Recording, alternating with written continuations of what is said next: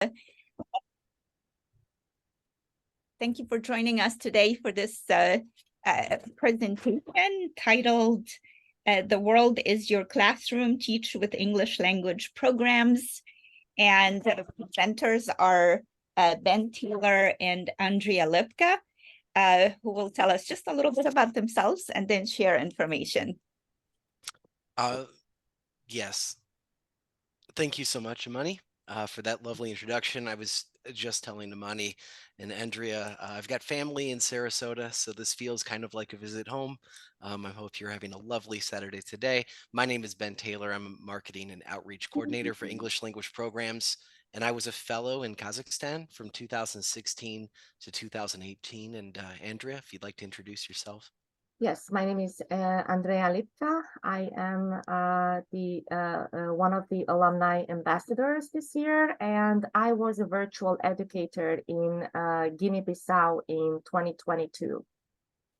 Great. And we'd like to actually start off with a little bit of a video here. This is just a look at the life and experience of one of our fellows in Indonesia. So now that it's getting a little bit colder, these tropical videos really hit hard, I think.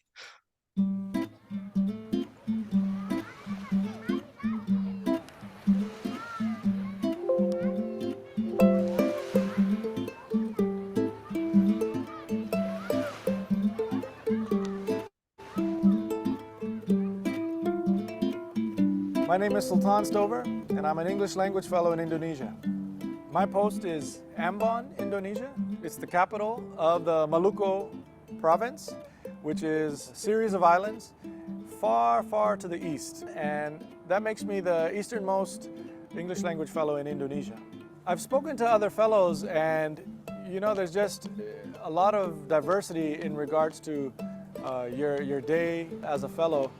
And I think each one provides a very, very unique experience. For example, Indonesia, you know, it has large cities, and it has places like Ambon that are more rural and more natural. And I feel very, very lucky to be here.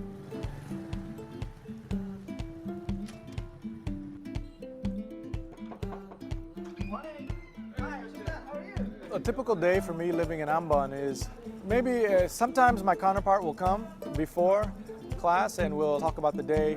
He'll try to help me with my bahasa, and that's usually what will happen in the morning. Then either together or alone, I'll get on a motorcycle, which is actually a very new experience for me.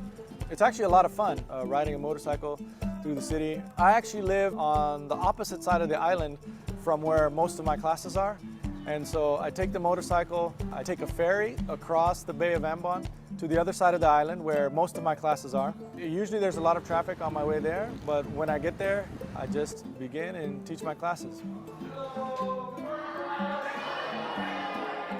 Universitas Patimura has about 20,000 students. Most of the students are from the Maluku province. They come from all of the surrounding islands. The students of Umpati are actually very different from the students that I taught in New York. There's extreme eagerness to learn the language, as the understanding is that the greater your English capacity and the more English you know, the better your chances are at finding work and actually improving your social status. And so we actually have a great time. We go together in groups to sometimes have classes on the beach. Sometimes we go touring and they show me all the different wonderful places of Indonesia. And so not only have I developed a very fun relationship in regards to teaching, but also I've been able to have some great opportunities to get to know them.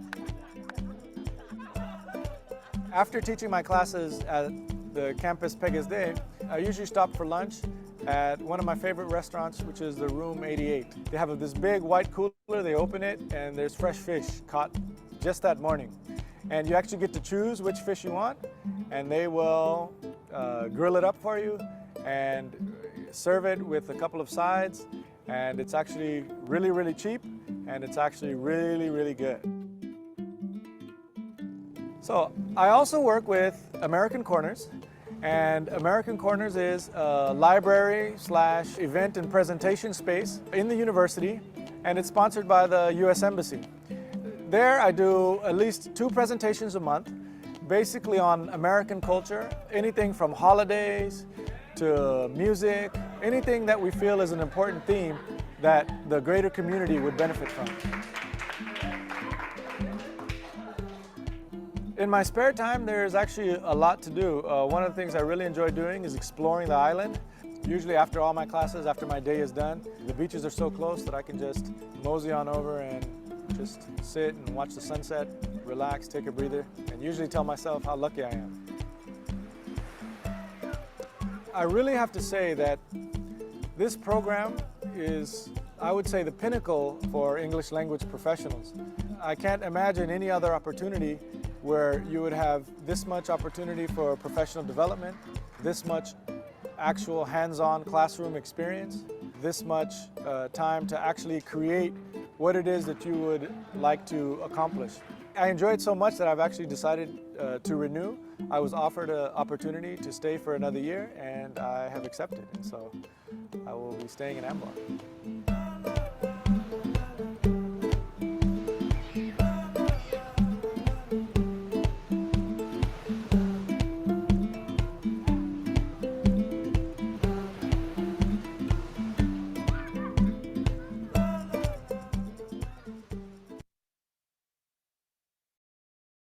So that's a lovely video from one of our fellow experiences in Indonesia. And I think a great way to start off this presentation today.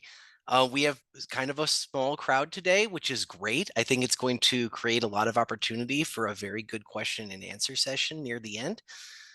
You can save questions if you'd like until the end, or feel free to drop them in the chat. I'll be trying to keep an eye on the chat as we go. So yes, thank you, Andrea, for dropping that note. That's lovely. And yes, Nancy, I see that you're here. You were a fellow, you're another alumni here with us today. And so that was actually going to be my next question. Thanks for joining us today to learn about opportunities for cultural and education exchange with the U.S. Department of State. And I know that we have at least 3 current participants or alumni here. That's in myself, Andrea, and Nancy.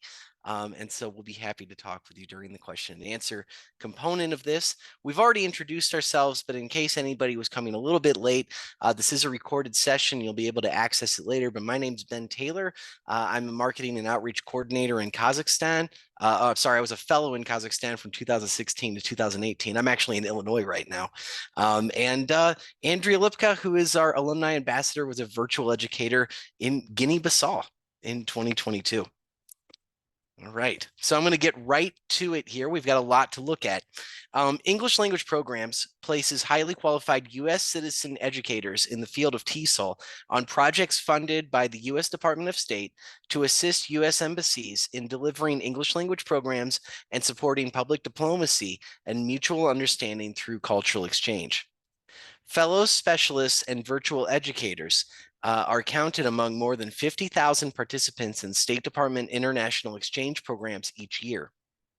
All English language programs participants benefit from the opportunity to form meaningful relationships and connections in a new culture, to gain valuable cross-cultural work experience, and to make a positive and life-changing impact on the lives of the people they meet and work with, as well as on their own lives. And I often tell people when I do outreach that we are all over the world. And when I say that, I really do mean it. Anywhere that you see colored in here, this is a place that we have some sort of presence. And in fact, there are some places that you won't see color where we are. For whatever reason, maybe the map not being able to get that small. But we have people in some Samoa, we have people in Fiji, what have you. And so this map does show the 130 countries that have hosted English language programs projects over the years, both in person and virtually. Virtual programming has made it possible to create projects in countries we haven't been able to work in before, allowing us to build relationships with more people in more countries. To illustrate that, we have a presence virtually in Russia, Belarus, and Ukraine. We had a very successful WhatsApp-based chat class that was enacted in Cuba just a couple of years ago. These are places where we don't have feet on the ground, and yet we're able to make a big impact with learners and their teachers. As has been referenced, for anyone who is new to our programs, I'm looking in the chat. Yes, Nancy, that's right. Georgetown does still run the program. That's in concert with the U.S. State Department. So A little bit more of a breakdown of that relationship is on our website, which I'll be linking later in the chat as well. We'd mentioned the presence of 3 programs in English language programs. And so that's the fellow program, the specialist program, and our relatively new virtual educator program. I say relatively new, it actually started in 2021. So the fellow program has been sending TESOL professionals abroad for over 50 years, and the specialist program began over 30 years ago. That was in 91. Now it has both in-country and virtual projects. The virtual educator program is a brand new program. And so with a pause on in-country projects in 2020, that was due to the COVID-19 pandemic, the fellow program began offering virtual assignments. This initiative was so successful that it's now become a permanent program, the English Language Virtual Educator Program. And I'm happy to say that while we haven't seen application numbers or project numbers go down for the specialist or fellow programs, we've seen an explosion of exciting projects all over the world in the virtual educator program and record numbers of applicants as well. So all 3 of these applications are currently open. Yeah, altogether, there's about 3,000 English language programs alumni, and by the end of the current academic year, approximately 400 additional participants will complete their projects and become alumni. All fellows, specialists, and virtual educators are U.S. citizens, have a graduate degree in TESOL or related field, and are dedicated professionals in EFL, ESL. Again, we'll share the link to the website near the end of today's presentation, but there's a really great breakdown of eligibility requirements there if you have any questions in that regard. Okay, so now we'd like to share details about each of the 3 programs, starting with the fellow program. I will run kind of quickly through the fellow and specialist programs, and then pass this off to our superstar, Andrea Lipka, who's going to be talking about virtual educator programs. So the fellow program offers in-country projects that last 10 months. Fellowships are full-time assignments with up to 20 contact hours per week. 10 hours of that is for prep and grading, and 10 hours is for secondary studies or duties. Projects are designed by U.S. embassies and host institutions and vary from country to country based on local needs. The goal of all projects is developing English language capacity and increasing mutual understanding through cultural exchange. Many projects also involve some degree of teacher training in addition to teaching language skills. I'm going to keep an eye here. Great notes from Andrea in the chat as well. Thank you so much. Projects are unique, challenging, and rewarding. Participants have the opportunity to develop skills that will enhance their TESOL careers while experiencing a new country and culture. Every fellow project's unique, but at the same time, projects share similar characteristics to varying degrees. You see some of those on this screen here. There we go. At some time, every fellow will probably do all of the things on this slide, often at the same time. So every fellow has primary duties at their host institution, often involving classroom teaching of both language skills and methodology. Secondary duties give fellows a chance to work with teachers and students outside their host institution, often on projects of personal interest. Public diplomacy or people-to-people connections can happen in big and small ways. For talking about your hometown with a neighbor. Community projects often develop out of a fellow's personal interests while also meeting a need in the community. Many of these activities provide opportunities for professional development, from teaching a new course to giving a plenary for the first time. And finally, every moment as a fellow is an opportunity for cultural exchange while immersed in a host community. When doing all these things, successful fellows are flexible, resourceful, and responsive to the needs of their community and host institution. So, of course, it's, I think, perfectly rational that people are interested in program benefits as well. This is not a volunteer program, very much a paid opportunity. So in-country fellows receive a $35,000 stipend for a 10-month assignment. These funds are deposited into a U.S. bank account and are taxed. That's not money that you're intended to spend within the host country. There's a separate fund for that. This is money that goes into your account after your fellowship. Actually, it's dispersed throughout your fellowship. Every fellow receives a living allowance to cover lodging, food, and local transportation to and from work. That's in addition to the stipend. The program also provides tickets for international travel to and from the Fellows' country of assignment. All Department of State overseas exchange participants receive a supplemental health benefits plan to cover emergencies, illness, or accidents in country.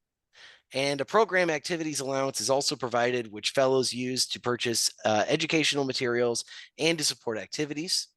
If eligible, a fellow may also receive a tax dependence allowance to assist with accompanying family members. Indeed, we have a number of participants who do actually go abroad with families, even children, and have an amazing experience. And so that's the Fellows Program. And again, if you have any questions, we'd be happy to see those in the chat. We'll get to those towards the end here. But without further ado, I'm going to move into one of our other programs. This is the Specialist Program. And you see some of the salient features of it here, but I'm going to add some additional context. So English language specialists are highly experienced TESOL professionals who serve as high-level consultants for short-term English language projects. Average length is 3 weeks on these, going up to about 3 months. And then there are multi-phase components as well.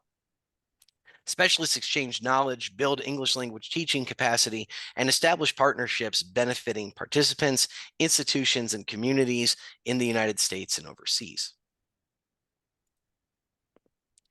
There are approximately 240 specialist projects every year designed by local U.S. embassies. These projects may be in-country, virtual, or a combination of both. The in-person projects range in length from 10 days to 3 months, while virtual projects have no minimum or maximum duration. Specialists conduct needs assessment, collaborate on curriculum design, make plenary presentations, conduct intensive teacher training workshops, develop national testing, and advise ministries of education, among other things. ESP projects are especially in demand to meet local needs. And for example, projects related to climate change, disaster management, journalism, border security, artificial intelligence, and generative tools like ChatGPT and other critical areas are always highly sought by our specialist program. To ensure that the program engages as many American educators as possible in international exchange, specialists may be considered for only one project per year. And of course, we do want to talk about the benefits here. There's a difference in benefits for our in-person and virtual specialists. And so in-country, the stipend for in-country projects is $250 per day. And these funds are deposited into a U.S. bank account and are taxed. The program does provide allowances and supplements to cover everything from living costs to materials. The program also provides tickets for international travel to and from country of assignment. This is for in-person. And as with the fellow program, in-country specialists receive a supplemental health benefits plan to cover emergencies, illness, or accidents in country. For virtual, obviously the benefits do look a bit different. The stipend for virtual projects is $50 an hour, and these funds are deposited into a U.S. bank account and are taxed. But the program also provides allowances and supplements for planning and activity costs. As an illustration of this, if you wanted to get a Padlet subscription or something like that for your class, that would not be a problem. You'd be able to use your allowances to do that. And with that, I think I'm going to pass this on to Andrea Lipka to talk about the Virtual Educator Program. Thank you, Ben. Can you all hear me well? Okay. So finally, I would like to talk to you about our newest program that started under in COVID 2021, the Virtual English Language Educator Program. These projects are of varying lengths. Some projects may last for several weeks, while other projects in the virtual program may continue for one academic term or possibly longer. Virtual educators work typically in their homes or other personal space with their own equipment. So we don't provide equipment for educators.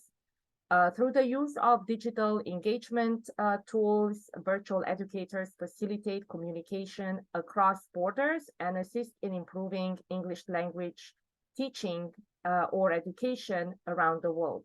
These projects are an exciting way to expand on your professional development and teaching experiences. Participants in this program have a unique opportunity to develop skills that will enhance their TESOL career, such as technology skills. Next slide, please. Thank you.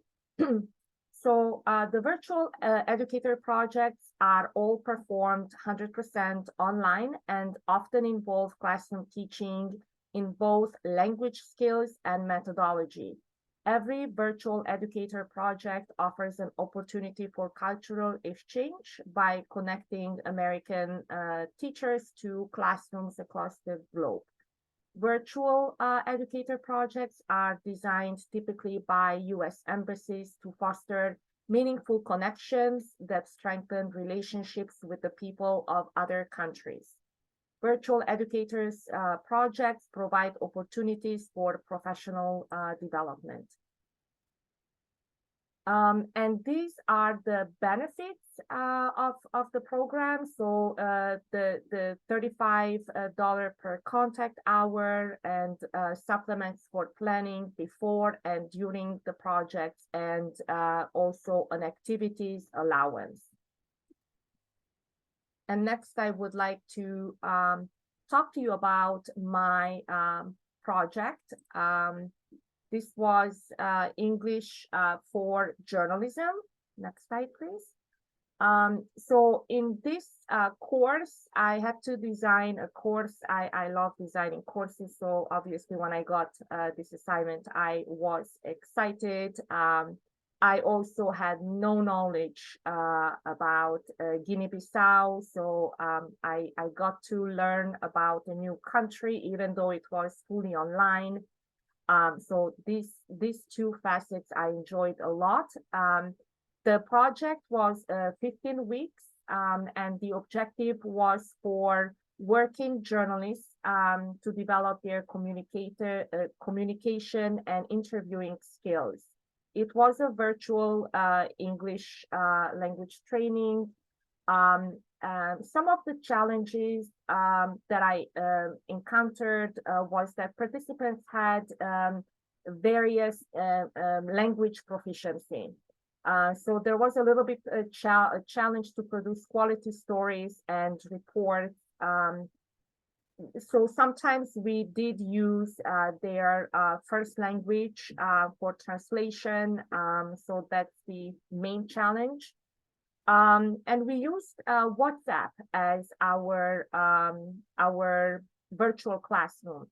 Another challenge that I encountered was that students did not have stable, reliable internet connection. So everything that I imagined or envisioned before starting to teach, such as I'm going to teach about documentary filmmaking, writing for the radio, really went out the window. And yes, I see somebody mentioned about the time zone difference. Thank you for the question, Nancy. So that was also negotiated because, again, the course was for working journalists. I had to negotiate with the embassy, and it seemed like weekend was the best time for me to teach. Saturday, I think it was 5 a.m. in the morning. I got to teach 3-hour-long classes, and I believe that was 9 or 10 a.m. In Guinea-Bissau. So yeah, you are right. Time zone difference can be a challenge. And then I posted the recordings of our class sessions in the WhatsApp group.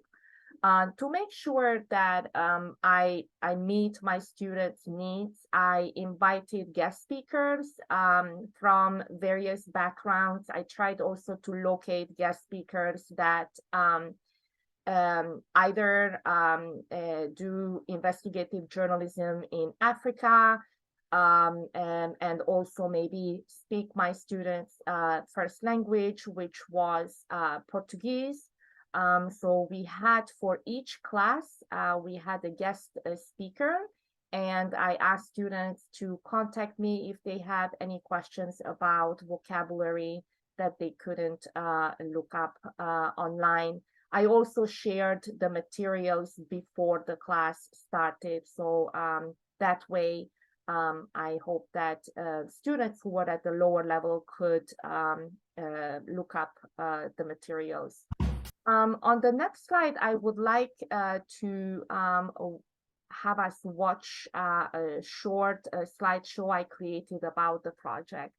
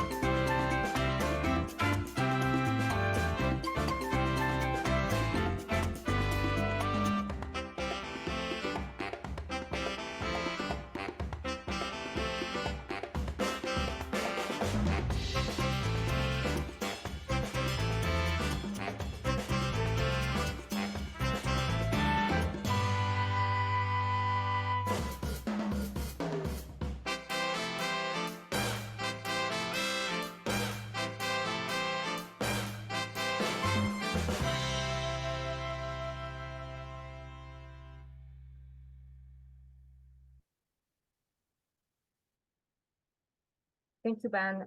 So the virtual sessions have allowed all professionals from Guinea-Bissau to access the training.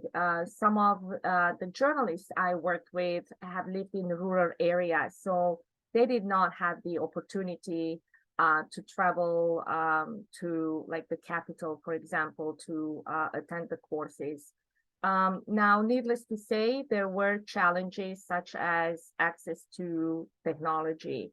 Only students who went to the, not the embassy, but the American corner were able to use laptops, and most other students joined us on their cell phone. So they were still able to access the content because everybody used WhatsApp. So I think it was the best we could make with the available technology. Personally, for me, being a virtual educator in Guinea-Bissau was very rewarding because I got to know, to learn about a country that we do not have an embassy there. So it's, you know, we are still developing a relationship with this country. And, you know, they are still prone to wars. So I got to talk about how journalists can stay safe, and they shared personal stories with me.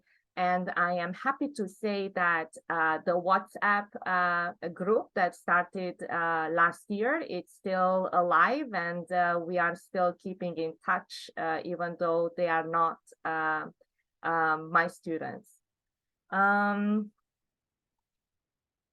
like, yes, I did cover most of the issues with the lowlights, and I will hand it back to Ben.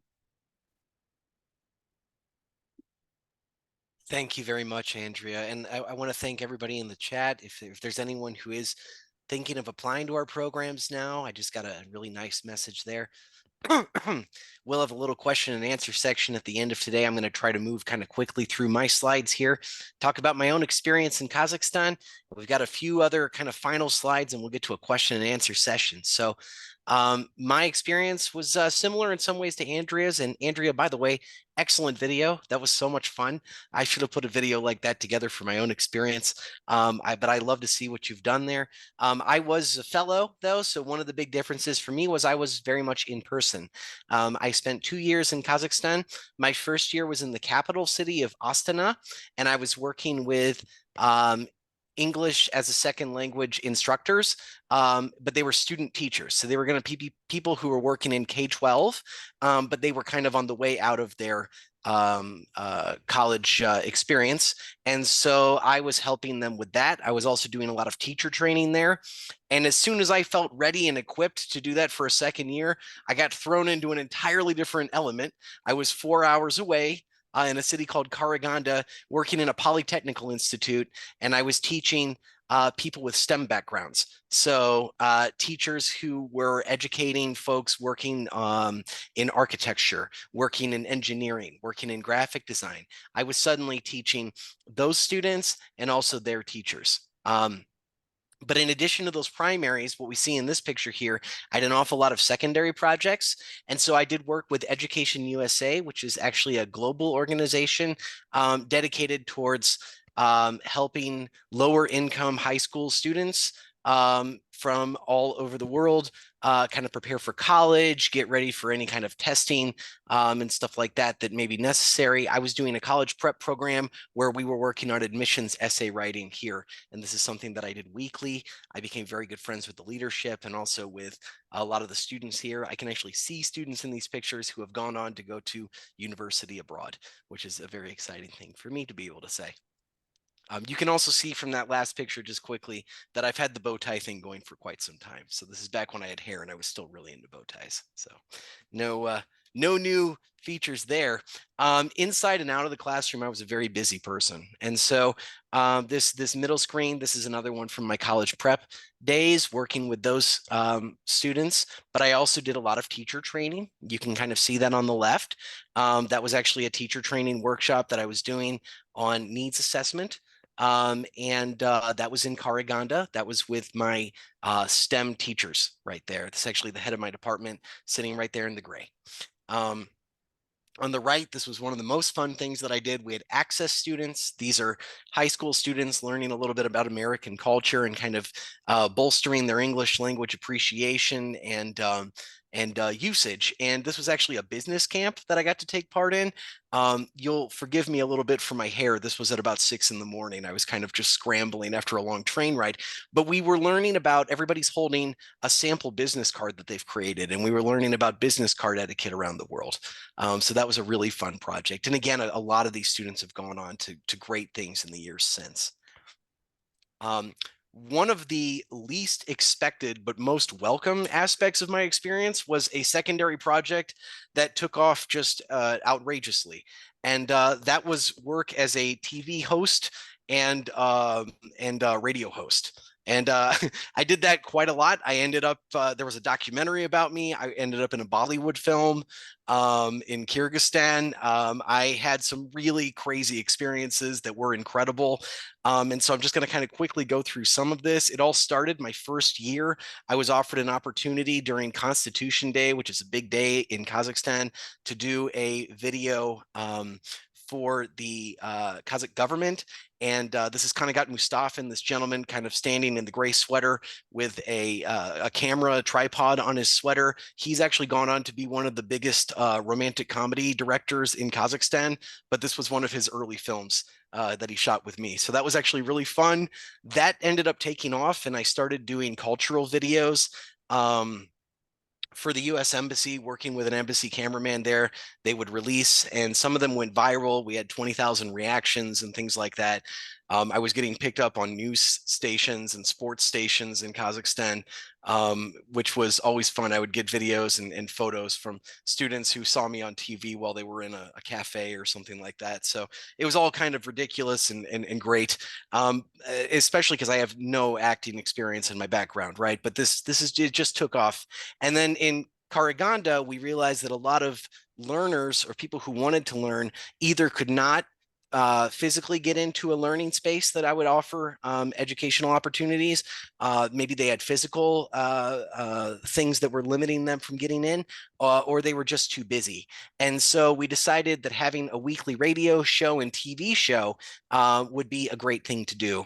And so people were actually able to log in on this weekly time and kind of catch this syndicated show. This went out to all the major cities in Kazakhstan, and it was through an independent news station in Karaganda called Nova Televidenia. That's my co-host, Valerina. And so we had two actual English language learners who worked on staff for the TV crew. And we were teaching them English every day. That we would meet together, and it was really lessons, conversational lessons. They would practice. They had real homework in between, and people were invited to learn along from home. We'd get people calling in, excitedly asking questions and things like that. So that was a blast. That actually culminated with the U.S. ambassador coming in and being interviewed by my students, which was incredible. Right near the end of my fellowship, I came in and created an Instagram series. So I should say that the format on my TV show was about 45 minutes weekly. The Instagram series were 1.5-minute clips about confusing idioms and things that could get you mixed up, and that was called Benglish. I wish I'd come up with that name. I probably could have marketed that. Somebody else came up with the name, but those were a blast. And so this was a really, like I said, a really fun part of my experience that I would have never seen coming, but it ended up being great public outreach and a really good confidence booster for me. I ended up hosting a bunch of other things as well, like spelling bees nationally and things of that nature. So this was a really, really fun aspect of my experience. And I do have just one video to kind of illustrate some of the work I would have done with the embassy. Bear in mind, this was a couple of years ago on a not super high quality camera. And so it's going to be a little bit fuzzier and less glossy than Andrea's, but this is actually a cultural exchange video, kind of for an external audience, but also for our Kazakh viewers as well, celebrating the cultural phenomenon of Nowruz. It's one of the biggest holidays of the year in Kazakhstan. Nowruz Kutbolsun. We're about to play some games to celebrate the traditional holiday of Nowruz, one of the biggest holidays of the year in Kazakhstan today.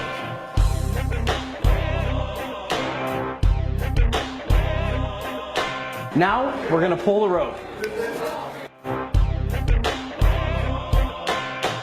Now we'll play Kazakhsha Kores, which is Kazakh wrestling.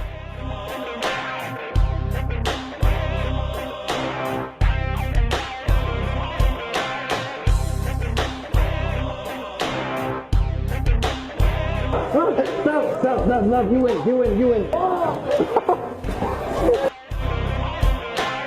Now, we're going to play Asik.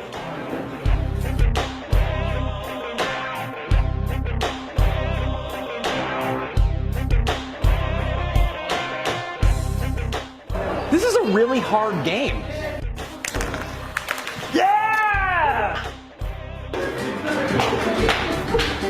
Well, that's hard. It's been a long day.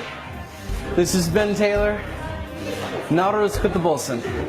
Sabonus. So yeah, fun fact on that one, the wrestling part, the director who worked with the U.S. Embassy hadn't told me anything about the construction of the video. He had the script kind of kept to himself. And I asked him later why he didn't tell me anything about the wrestlers coming in. And he said, I wanted you to feel real fear, Ben, because I thought it would come off better on the camera. And I thought, well, mission accomplished. But yeah, that was a fun little time, kind of a fun cultural experience. And now I'm going to try to rip through a couple slides really quickly here so we can get to some question and answer opportunity. So we have a lot of professional development during and after assignments. That goes from an orientation period, access to our community of practice, which is a great resource for different tools you might use in the classroom during your fellowship or even after. Awesome highlights from around the world different people are doing. Online community events that can go from anything between storytelling events, recommendations for how to maybe transition into some other aspect of your career. We have training courses, master classes, in various things, whether that's ESP for disaster preparedness, climate change, or we have an upcoming one on social emotional learning coming out soon. Conference grants, which will help fund people's travel to various conferences around the US. We have an international exchange alumni program that's through ECA, that Educational and Cultural Affairs, and that goes well beyond the work that we do. And so there's also other exclusive opportunities for participants and alumni. Now, as we mentioned earlier, all English language programs participants are U.S. citizens with a graduate degree in TESOL or related field. The requirements for the specialist program are a little bit higher, but that's something that I would recommend looking at the website and kind of investigating on your own if that's something you're interested in. All projects require a depth of experience that comes with many years working with both language learners and teacher trainees, and applications should clearly demonstrate this. So again, I would just recommend visiting elprograms.org for more information. This is kind of a quick breakdown. I'm not going to read all the text on here, but of our 3 programs and the differences between them. Applications are accepted only through the program's online portal. Again, you'll find that on our website. Each program has its own application, and our website provides a detailed outline of what you'll need to submit. We always recommend that applicants give themselves plenty of time to complete the application. You can save and return to any section before submitting. For the fellow program, the application is for the following and not the current academic year. So it's currently open for the 24-25 year. For the virtual educator program, the application for the upcoming cycle opens in March and then stays open for new applicants until early winter. So that's currently open as well. The specialist application, you apply just once and you can apply anytime. So that's a rolling application. What we recommend there is every 6 months after you've applied, you update with any new publications, plenaries, things that you might have given that would bolster your application or make it stand out. So after you apply, your application will go through a rigorous multi-step review. And that's it for that. And I want to thank everybody for being here. We've given you a lot of information. Hopefully, we've inspired you to consider applying sometime in the future. More detailed information can be found on our website. And when you're there, sign up for our newsletter to receive program updates, timeline reminders, and links to stories. Also, please follow us on our social media channels. I do have an email address that I'll be putting into the chat here. Nope, I won't even need to because Andrea is absolutely rocking. That is wonderful. Thank you so much, Andrea. We do have just a handful of minutes here. I'm a little bit later than I meant to be, and I do apologize for that. But for any question and answer, feel free to turn on your microphone or type in the chat, and we'll be happy to talk with you.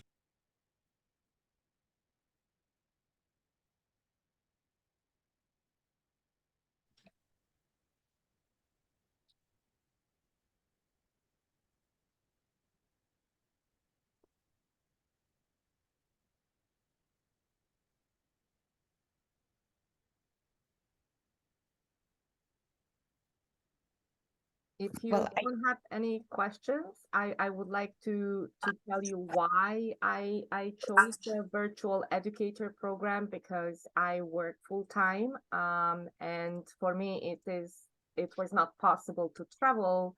So this was a great experience to still do some diplomacy work, some kind of immersion, but it's on a different level. And I thought I was scared at the very beginning. I thought, well, I wouldn't be able to do a good job because of my full-time job, but actually the assignment was very doable. And I made it into, of course, a huge assignment with I think 15 guest speakers. So that was me who had to track them down, established connections with various nonprofits to help my students. So there was definitely more investment on my end that I envisioned that I can ever do it. And as Ben mentioned, it was a great confidence booster for me to know that I can actually do a larger project. Thanks, Andrea. We have a couple great questions from Shannon here that I'm going to try to touch on quickly. So what sort of language training in the country's native language is provided before your assignment? There's kind of two answers there. I would say very little, but also a lot. And I know that that's confusing, but what I would say is you have this program fund that you can actually contribute towards language lessons should you choose. Some participants maybe have a stronger base level of knowledge of a language that they'll be using. In my case, I knew very little Russian before I went, and I actually found some teachers that I was able to kind of interact with and give a little bit of money in exchange for language lessons. So that was a nice kind of relationship building opportunity with them, as well as a way for me to learn language. Again, is it possible to work full-time in the virtual program, or is it designed for part-time employees? That's 10 contact hours per week. So I think it could be understood more appropriately as a part-time position. Is the curriculum provided in the virtual program, or do you create most of your lessons? I would say, Andrea, I'll pass this on to you. How about you answer it? Yeah, so it's honestly, the sky is the limit. Most of the time you can find available curriculum online. I, of course, did not choose that route because I wanted to tailor everything to my students' needs. So I figured that going into a MOOC and you know, copying some of the content, adapting the content from there might not be the best choice. So I'm a little bit different maybe. But if you want to create curriculum, great. If not, we have a wonderful community of practice that if you reach out to previous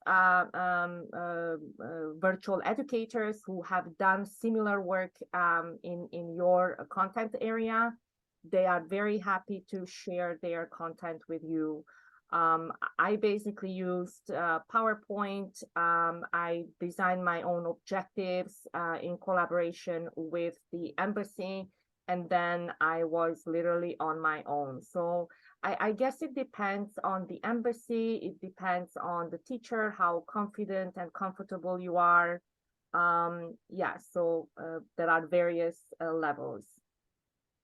Thank you all very much. I don't know about everybody, but I feel like I want to learn more.